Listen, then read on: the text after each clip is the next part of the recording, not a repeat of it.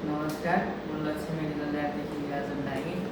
आज हाम्रो प्यारा भाइ बहिनीहरूलाई एउटा बायोकेमिस्ट्रीको मेसिनको बारेमा सेमी अटो मेसिनको बारेमा केही कुरा राख्दैछु।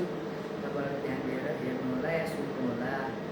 यो सर्वप्रथम त हामीले यो बायोकेमिस्ट्रीको मेसिनमा हजुरहरूलाई धेरै सबै जाँचहरू भनेको बायोकेमिस्ट्रीबाट हुने सम्पूर्ण सेरम अन्तर्गतको जाँचहरू पर्छन्, जस्तो कि तपाईँको ग्लुकोज भयो, किडनीको जाँच भयो, लिभरको जाँच भयो, अनि त्यस्तै कोलेस्ट्रोल, केजी, लिपिड प्रोफाइल भयो। धेरै अधिकांश जाँचहरू भनेको हाम्रो सेमी अटो। यो तपाईँ कुनै पनि कम्पनी अनुसार हुन्छ। यो तपाईँले हामीलाई देख्न सक्नुहुन्छ, यो हामीले इर्बा कम्पनीको ल्याएको छ। इर्बा कम्पनीको KM5 भन्ने यसको भर्जन V3 भन्ने छ। अनि हजुरहरूको जुनसुकै कम्पनीको पनि हुनसक्छ, जस्तै KM5 भयो, अनि तपाईँको अर्को टुलिपको छ, त्यस्तै कोरलको छ, कात्रीको छ, धेरै किसिमका कम्पनीहरूको नाम छ। तर हामीले चलाइराखेको र यसमा बेस्ट क्वालिटी पाइराखेको भनेको हाम्रो अर्बा KM5 नै अहिले बजारमा यसको राम्रै मार्केट छ। यसको मार्केटिङ गर्नुभन्दा पनि हामीले यसको रिजल्ट हेर्नु पऱ्यो। रिजल्ट हेर्दाखेरि जहिले पनि हामीले QC र क्यालिब्रेटर दुईटै प्रयोग गरेका हुन्छन् यसमा। त्यसको लागि सबभन्दा पहिला त तपाईँहरूलाई म कसरी खोल्ने, यसको वर्किङ के हो, यसको फिचर्स के छ होइन, यसलाई कसरी काम गर्छ, तपाईँहरूले यसलाई कसरी ह्यान्डल विथ केयर गर्ने, अनि यसको बारेमा तपाईँ सुरुदेखि तपाईँ हेर्नु होला। अन्तिमसम्म यसको भिडियो सबै पाउनुहुनेछ। मलाई आशा छ तपाईँहरू यसबाट थोरै धेरै केही न केही कुराहरू सिक्नुहुनेछ। यो नयाँ लर्न एकदम प्री लर्न एजुकेसन भएर तपाईँहरू भर्खरै फर्स्ट इयरदेखि नै जोइन हुनुहुन्छ भने पनि CMLT-मा यसबाट चाहिँ थोरै तपाईँहरूलाई ज्ञान हुनेछ। जस्तो म अहिले अब तपाईँहरूलाई पहिलोचोटि देखाउँदैछु। अब हामी मेसिनलाई चाहिँ यहाँबाट स्विच अन गर्छौँ।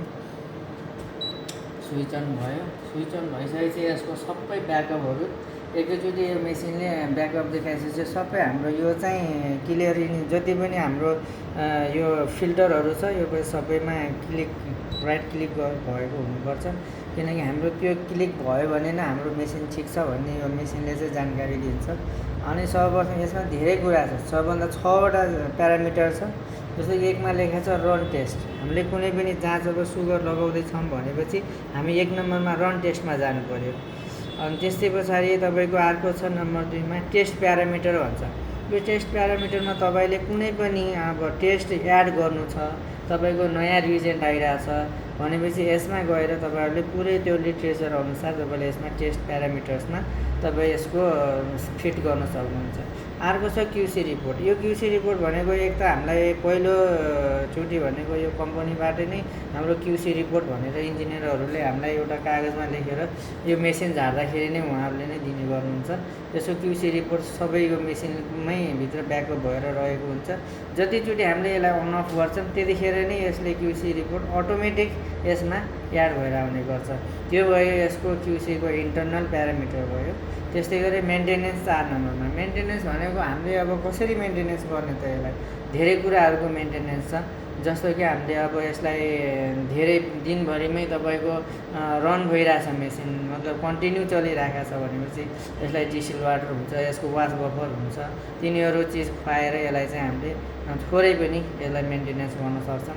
त्यस्तै अर्को एउटा दुईवटा चिज छ मेन्टेनेन्समा पनि। एउटा हार्डवेयरको मेन्टेनेन्स छ, एउटा सफ्टवेयरको मेन्टेनेन्स छ, एउटा क्लिनरको मेन्टेनेन्स छ। यो 3-4वटा चिज चाहिँ तपाईँहरूले यो खोल्न सिकेपछि या तपाईँलाई यो चलाउन आएपछि यो धेरै पछिको कुरा हो। तर अहिले लर्न स्टेपमा हुनुहुन्छ, त्यसैले यो पछि गएर म धेरै यसको ब्रिफिकेसन दिन्छु। तर अहिले चाहिँ तपाईँलाई स्टार्टिङ लर्निङ हो। यसमा मैले तपाईँले यो कसरी खोल्ने, यसको वर्किङ के हो, कसरी तपाईँ युज गर्न सक्नुहुन्छ, कसरी यसको रिपोर्ट दिन सकिन्छ भन्ने कुरा हुन्छ। अनि यो 5 नम्बरमा छ, हेर्नुहोस् यो पेसेन्ट रिपोर्ट भनेर देखाउँछ। पेसेन्ट रिपोर्ट तपाईँले डेली कतिजनाको रिपोर्ट गर्नुहुन्छ। यसमा अटोमेटिक कति जिबीसम्म तपाईँले यसमा ऱ्याम पाउनुहुन्छ। यसमा अटोमेटिक तपाईँको कहिलेको कहिले रिपोर्ट हेरमै के रहेछ भनेर भुलेपछि पनि या रिपिट भएको टेस्टहरूको पनि रिपोर्ट हेर्न पाइन्छ। अनि त्यस्तै गरी सिस्टम 6 नम्बरमा छ सिस्टम सेटअप। सिस्टम सेटअप भनेको यो हाम्रो मेसिनमै अटोमेटिक यसले सिस्टम राखेको हुन्छ। 6 नम्बर हामीले खोल्ने बित्तिकै तपाईँहरूको यो भित्र पम्प क्यालिब्रेसन भयो, अनि तपाईँको त्यस्तै यसमा धेरै कुरा छ। पम्प क्यालिब्रेसन भयो, अनि हाम्रो सिस्टम तपाईँको यो QC चेक गर्नलाई पनि हुन्छ, त्यहाँदेखि मेन्टेनेन्स पनि अरू चिजहरू हुन्छन्, पेसेन्ट रिपोर्ट हुन्छन्, सबै सेटअप गरेर हामीले त्यहाँदेखि हो। अनि तपाईँको यो लास्टमा आउँछ वास भन्ने छ, यो स्टार्ट फ्लो सेल वास भन्ने छ। यो फ्लो सेल हाम्रो अहिले म तपाईँलाई मेसिनको बारेमा सब डिटेल्स दिइसकेपछि यो फ्लो सेलले के काम गर्छ, फ्लो सेल कहाँ हुन्छ, कतिको इम्पोर्टेन्स हो यसको भन्ने कुरा म सब तपाईँलाई जानकारी दिन्छु। त्योभन्दा सबभन्दा पहिला मैले यसको लर्न टु मतलब प्रोसेसमा तपाईँलाई सबै चिज सिकाएँ। यो सिकिसकेपछि लाग्छ तपाईँले केही चिज यसमा आफूले नदेखेको या फर्स्ट टाइमको मेसिनको अगाडि हुनुहुन्छ भनेपछि यो चिज हेरेर तपाईँले केही न केही गाइडलाइन चाहिँ मिल्छ।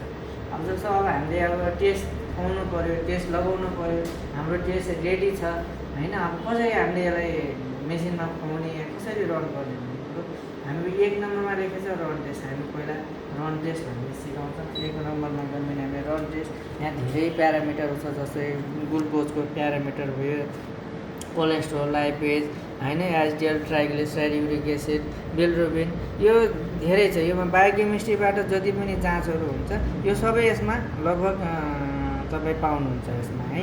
अब हामीले एउटा सुगरको लागि मात्रै चेक गर्नलाई एकछिन ट्राई गऱ्यो भने अब यहाँ लेख्छ एस्पिरेट वाटर, तपाईँले यो डिस्टिल वाटर हुन्छ यो हाम्रो कसुर्ती डिस्टिल वाटर, तपाईँले यसलाई एस्पिरेट गर्ने, यो एस्पिरेट बटन हुन्छ, तपाईँले यसलाई क्लिक गर्ने। क्लिक गर्नुभयो भनेपछि यसले एस्पिरेट गरेछ कि छैन भनेर हामीलाई थाहा हुन्छ। ब्लिङ्क भयो भने चाहिँ एस्पिरेट गर्यो, यो ब्लिङ्क छैन भने चाहिँ एस्पिरेट गरेन या मेसिन वर्किङमा छैन भन्ने हुन्छ। त्यस पछाडि त्यो यहाँ हामीलाई देखाउँछ एउटा स्ट्यान्डर्ड। त्यस पछाडि हामीले यो स्ट्यान्डर्डमा एस्पिरेट टु स्ट्यान्डर्ड, अनि यसमा हामीले यस गऱ्यो भने चाहिँ हामीले स्ट्यान्डर्ड लगाउने हो, या नो गऱ्यो भने चाहिँ हामीले डाइरेक्ट ग्लुकोजको टेस्ट प्यारामिटरमा जाने हो। अब स्ट्यान्डर्ड हामीले डेली जस्तो कि मर्निङमा हामीले स्ट्यान्डर्ड लगाइसकेको हुन्छ, त्यसैले मर्निङमा स्ट्यान्डर्ड लगाइसकेको हुनाले अब हामीले यसलाई टेस्ट मात्रै लिनु छ भने यसलाई हामीले नो गर। अब तपाईँ यसको अब स्याम्पल एस्पिरेट टु स्याम्पल भन्छ। एस्पिरेट टु स्याम्पल भनेको अब हामी यो टेस्ट लगाउनलाई रेडी छौँ भने या ठिक छौँ या तपाईँ कसरी बुझ्नुहुन्छ, खुवाउन हामी यसको लागि रेडी भयो। अब रिजन रेडी भयो या स्याम्पल रेडी भयो, हामीले इन्क्युबेसन टाइमिङ पुरै गऱ्यौँ। अब हामीले रिपोर्ट मात्रै लिनु छ भनेपछि हामीले यहाँबाट सिधै स्याम्पलमा गयो। अहिले त हामीले डिस्टिल वाटर खुवायौँ, यसमा चाहिँ माइनसमा रिपोर्ट आउँछ, या 0.0मा होला या 0.1मा होला या 1 point समथिङमा होला, योभन्दा धेरै चाहिँ यसमा आउँदैन। हेर्न सक्नुहुन्छ हाम्रो डिस्प्लेमा तपाईँ माइनसमा आयो, -1.9 भनेको माइनसमा आयो यसको रिपोर्ट। डिस्टिल वाटरमा त पानीको मात्रा जाँच्यो यसले। त्यस्तै गरेर हाम्रो अगाडि एउटा पाएको रहेछ 70 पनि ग्लुकोज आएको रहेछ। त्यसरी हाम्रो योमा चाहिँ रिपोर्ट आइसकेपछि यता चाहिँ प्रिन्ट आउट हुन्छ। अब यसको चाहिँ ब्याकअप गर्नलाई हामीले चाहिँ अब यसलाई प्रिभियसमा जानु पऱ्यो। प्रिभियसमा गइसकेपछि अब हामी प्रिभियसमा जान्छौँ। अब यसलाई बन्द गर्नु पऱ्यो हामीले। अब फेरि पनि यसलाई एकचोटि मजासँग यसले किनकि जाँचहरू लिएको हुन्छ, यो कलर रिएजेन्ट बेसमा भएको हुनाले हामीले यसलाई राम्रोसँग यसको तपाईँको यहाँ देख्न सकिन्छ यो फ्लो सेल हुन्छ। यो फ्लो सेल चाहिँ हाम्रो एकदम मजासँग यो साफ भएर जानुपर्छ, यो निट एन्ड क्लिन हुनुपर्छ। पुरै पाइपको यो मात्रा गइसक्यो भने चाहिँ पाइप सफा भयो, सेतो भयो चाहिँ हामीले यसलाई अफ गर्छौँ। अफ गरिसकेपछि चाहिँ यो हामी अब बन्द गर्ने ठाउँमा पुग्यौँ। बन्द गर्ने ठाउँमा पुग्नुभन्दा पहिला तपाईँलाई फेरि 2वटा कुरा म तपाईँलाई एड गर्दै यसैमा, किनकि यो नेक्स्ट भिडियोमा बन्नेवाला थियो, तर पनि तपाईँलाई यो छोटकरी रूपमा एउटा चाहिँ 2वटा चिज चाहिँ यसमा भनिदिन्छु। यसमा मेन इम्पोर्टेन्ट भनेको एउटा ल्याम्प हुन्छ, एउटा फ्लो सेल हुन्छ। ल्याम्प भनेको हामीलाई जति पनि यसको कतिवटा 6वटा 7वटा यसमा हाम्रो प्यारामिटर छ। फ्लो सेलको नम्बर छ तपाईँको ओडी नम्बर भनेर भन्छ, त्यसको चाहिँ हाम्रो ल्याम्पसँग त्यसको इन्टर प्यारल हुन्छ। यसमा तपाईँको क्षमता हुन्छ या रिपोर्ट दिने उसको कलर रिएजेन्ट बेस हुनाले त्यो हामीलाई लाइटदेखि युभी लाइटसँग पास आउट हुने काम गर्छ। त्यो पास आउट गराउने काम हाम्रो फ्लो सेलमा हुन्छ। फ्लो सेलमा हाम्रो स्याम्पल गइसक्यो भने तपाईँले फ्लो सेलदेखि मेजरमेन्ट गर्ने भनेको लाइट पास भएपछि फ्लो सेलले चाहिँ हामीलाई रिजल्ट दिन्छ। यो फ्लो सेलमा हाम्रो स्याम्पलहरू जान्छ अनि कलर जान्छ, त्यो कलर चाहिँ सिधै लाइटमा गयो भने त्यसले पास गरेर अनि हामीलाई रिपोर्ट आउँछ। यस्तो भए तपाईँलाई लगभग यसबाट आउने पर्ने तपाईँलाई भिडियो यसबाट आइसक्यो। अब विस्तृत रूपमा अझ जानकारी भयो भने तपाईँहरूलाई योभन्दा अझ राम्रो अर्को भिडियोमा नेक्स्ट भिडियोमा तपाईँहरूलाई देखाउनेछु। हस् त, धन्यवाद।